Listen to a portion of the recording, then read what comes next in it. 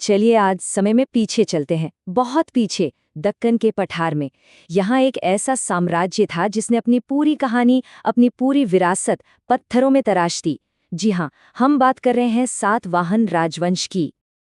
अब सवाल ये उठता है कि आज से 2000 साल पहले दक्षिण भारत में कला का स्वर्ण युग भला दिखता कैसा था। और इसका जवाब जानते हैं कहाँ मिलता है? वो मिलता है पहाड़ों को काटकर बनाई गई उन शानदार गुफाओं में, उन बारीक नक्काशी वाले स्तूपों में। तो चलिए साथ मिलकर इस शानदार सफर पर निकलते हैं। तो ये थे सातवाहन, दक्कन के निर्माता। देखिए, पहली सदी ईसा पूर्व से लेकर तीसरी सदी ईसवी तक इन्होंने दक्कन के एक बहुत बड़े हिस्से पर राज किया। पर ये सिर्फ शासक नहीं थे, बिल्कुल नहीं। ये थे महान निर्माता, बिल्डर्स, जिन्होंने असल में इस पूरे इलाके का सांस्कृतिक नक्शा ही हमेशा हमेशा के लिए बदल कर रख दिया। और आखिर इनकी कला के पीछे की असली ताकत क्या थी? वो थी इनकी आस्था।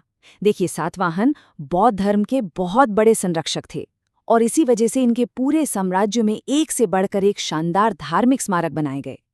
मतलब एक ऐसी लहर चली वास्तुकला की जो आज भी हमें हैरान कर देती है। इनकी बनाई हर इमारत भक्ति और कला का एक बेजोड़ संगम है। तो फिर सवाल उठता है कि सातवाहनों ने आखिर बनाया क्या क्या? असल में उनकी वास्तुकला को हम 4 मुख्य स्तंभों में देख सकते हैं। चलिए एक एक करके इन चारों को समझते हैं। तो सबसे पहले है स्तूप, यानी वो स्मारक जहां पवित्र अवशेषों को रखा जाता था। फिर आते हैं चैत्यगृह, जो कि विशाल प्रार्थना हॉल हुआ करते थे। तीसरे हैं विहार, जहां बौद्ध भिक्षु रहते थे और अध्ययन करते थे। और आखिर में ठोस चट्टानों को काटकर बनाई गई वो अद्भुत गुफाएं। ये चारों मिलकर हमें उनके धार्मिक और सामाजिक जीवन की एक अविश्वसनीय झलक देते हैं।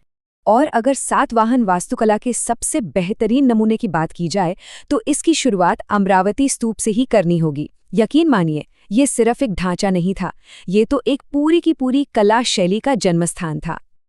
अमरावती स्तूप की सबसे खास बात पता है क्या थी? उसकी कहानी कहने की कला। ये जो स्तूप था, इसे बेहद बारीक नक्काशी वाले पैनलों से सजाया गया था। पर यह सिर्फ सजावट नहीं थी, नहीं, इन पैनलों में बुद्ध के जीवन के दृश्य थे, जातक कथाओं की नैतिक कहानियां थीं। असल में ये पत्थर में लिखी गई एक पूरी कहानी की किताब थी और यहीं से जन्म हुआ उस अनोखी अमरावती शैली का। चलिए अब अमरावती से आगे बढ़ते हैं एक और अजूबे की तरफ। ये सातवाहन दौर की इंजीनियरिंग और कला का एक और ऐसा शानदार नमूना है जिसे देखकर बस हैरानी होती है। बात हो रही है कार्ले के भव्य चैत्यगृह की।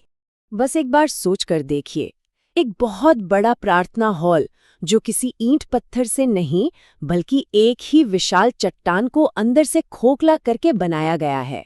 कार्ले चैत्यगृह की असली भव्यता इसी बात में है। अंदर अलंकृत खंभों की लंबी लंबी कतारें हैं और एक ऐसी गुंबददार छत जिसे पत्थर से ही तराश कर ऐसा बनाया गया है मानो लकड़ी की बनी हो। ये उस जमाने के कारीगरों के अविश्वसनीय हुनर की कहानी कहता है।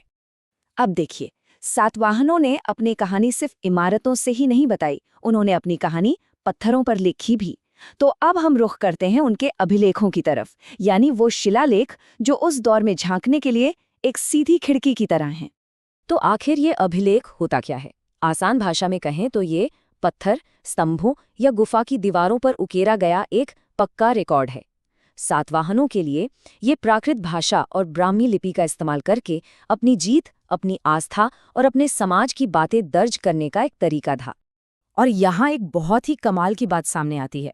सातवाहनों के 2 सबसे जरूरी शिलालेख किसी राजा ने नहीं बल्कि 2 शक्तिशाली रानियों ने लिखवाए थे। एक तरफ नासिक में रानी गौतमी बालश्री थीं, जिन्होंने अपने बेटे गौतमीपुत्र सातकर्णी की सैन्य जीतों की प्रशंसा में अभिलेख लिखवाया। तो दूसरी तरफ नानाघाट में रानी नाननिका थीं, जिन्होंने अपने पति सातकर्णी प्रथम की उपलब्धियों का बखान किया। इससे हमें सातवाहन समाज में महिलाओं की कितनी अहम भूमिका थी, इसका सीधा सीधा पता चलता है। पर बात सिर्फ राजा रानियों तक ही सीमित नहीं थी।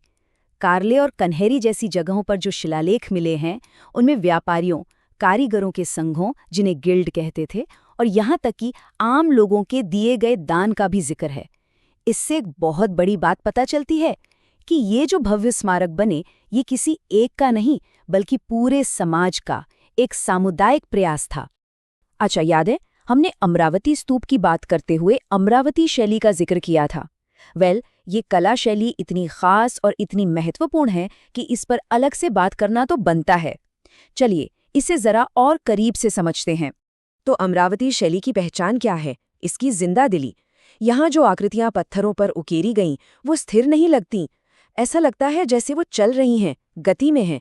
इसी वजह से जो भी कहानियां दिखाई गईं, वो एकदम जीवंत हो उठती हैं।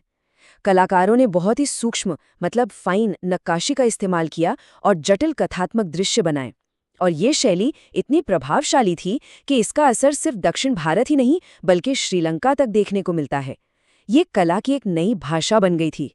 तो इन सभी अद्भुत इमारतों, इन बोलते हुए पत्थरों, इन सबको एक साथ देखने के बाद सवाल ये उठता है कि सातवाहन राजवंश की असली विरासत क्या है? वो हमारे लिए पीछे क्या छोड़कर गए? देखिए, उनकी विरासत दोहरी है। एक तरफ है अमरावती और कार्ले जैसे वास्तुकला के चमत्कार, जो उनके इंजीनियरिंग और कला के हुनर को दिखाते हैं, और दूसरी तरफ है उनके अभिलेख, जो उनकी राजनीति, समाज और धर्म के बारे में हमें सीधे सीधे जानकारी देते हैं। ये दोनों चीजें मिलकर दक्कन के पठार में एक ऐसे स्वर्ण युग की तस्वीर बनाती हैं जो सांस्कृतिक रूप से समृद्ध और धार्मिक रूप से सहिष्णु था। सातवाहनों ने एक बात तो साबित कर दी कि पत्थर भी बोल सकते हैं। और यह हमें सोचने पर मजबूर करता है ना कि हमारे प्राचीन स्मारकों की दीवारों में न जाने और कितनी कहानियां, कितने राज बंद हैं जो बस अपने खोजे जाने का इंतजार कर रहे हैं।